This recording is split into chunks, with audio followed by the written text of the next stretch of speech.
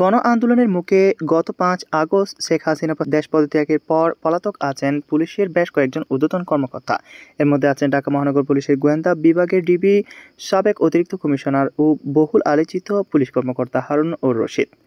গত জুলাইয়ের শেষ সপ্তাহে বৈষম্য বিরোধী ছাত্র আন্দোলনের ৬ সমন্বয়কে তুলে নিয়ে ডিবি হেফাজতে নেওয়ার মূল কুশীলব ছিলেন হারুন। শুধু তাই নয়, সমন্বয়কদের সাথে এক টেবিলে বসে খাবার ছবি এবং তাদের দিয়ে জোর করে আন্দোলন প্রত্যাহারের বিবৃতি দেওয়ার ভিডিও প্রকাশ করেন তিনি। সমন্বয়কদের হেফাজতে রেখে আটকে রাখার ঘটনাকে জাতির সাথে মশকরা করে মন্তব্য করেন উচ্চ আদালত। হারুনের হঠকারী সিদ্ধান্তের পরও আন্দোলন দমানো যায়নি, বরং আন্দোলনে গতি পায়নি।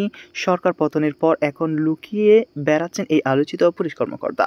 গত ১ আগস্ট হারুনকে গোয়েন্দা শাখার দায়িত্ব থেকে সরিয়ে ডিএমপি ক্রাইম অ্যান্ড অপারেশনস শাখায় পদায়ন করা হয়। নতুন অফিসে সর্বশেষ ২ আগস্ট দায়িত্ব পালন করছিলেন হারুন। এরপর থেকেই তার খোঁজ পাওয়া যাচ্ছিল না। এখন সামাজিক যোগাযোগ মাধ্যমে নেটিজনদের কৌতূহল কোথায় আছেন হারুন। বিভিন্ন সূত্র বলছে, সরকার পতনের পর গা ঢাকা দিয়েছেন হারুন। নিজের বাসা এমনকি আত্মীয়স্বজন কারো বাসাতেই থাকছেন না তিনি।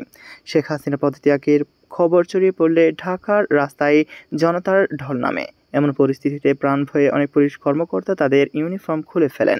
গেঞ্জি বা অন্য কোনো পোশাক পরে সেন্ট্রাল কমান্ড ও কন্ট্রোল ইউনিট ভবনের পেছনে প্রায় ১৩ ফুট দেয়াল টপকে পুলিশ সদর দপ্তরের সামনে রাস্তায় পড়েন।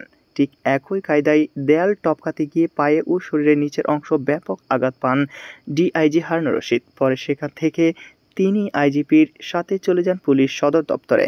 বিকালে পরিস্থিতি বুঝে পুলিশ সদর দপ্তর সংলগ্ন ঢাকা দক্ষিণ সিটি কর্পোরেশনের দেয়াল টপকে অজ্ঞাত স্থানে চলে যান হারুন। তবে পুলিশের একটি সূত্র বলছে, কূটনৈতিক এলাকায় একটি দূতাবাসে আশ্রয় নেন হারুন। স্ত্রী যুক্তরাষ্ট্রে ভিসা থাকায় যুক্তরাষ্ট্রে পালাতে যোগাযোগ করেন মার্কিন দূতাবাসে। তবে কূটনৈতিক সূত্র জানায়, তবে প্রস্তাব না করে দেয় দূতাবাস। পরে তিনি সেখান থেকে ফিরে আসেন। আরেকটি সূত্র বলছে, বিমানবন্দর দিয়ে অন্য কোনো দেশে পালানোর চেষ্টা করেন হারুন। সাধারণ মানুষকে ফাঁকি দিয়ে গাড়িতে করে পৌঁছেও যান বিমানবন্দরে।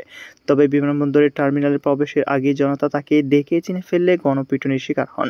গুরুতর আহত অবস্থায় সেখান থেকে তাকে নিয়ে যাওয়া হয় রাজধানীর একটি বিশেষায়িত হাসপাতালে। সর্বশেষ খবর পাওয়া পর্যন্ত হারুন সেখানেই চিকিৎসাধীন অবস্থায় আছেন। ২০২২ সালে ১৩ জুলাই ঢাকা মহানগর গোয়েন্দা পুলিশের প্রধান হিসেবে দায়িত্ব পান হারুন রশিদ। তার আগে ২০২১ সালে মে মাসে যুগ্ম পুলিশ কমিশনার হিসেবে গোয়েন্দা বিভাগে পদায়ন হয় তার। এর আগে ডিএমপি তেজগাঁও পুলিশের উপ পুলিশ কমিশনার এবং নারায়ণগঞ্জ ও গাজীপুরে পুলিশ সুপারের দায়িত্ব পালন করেন।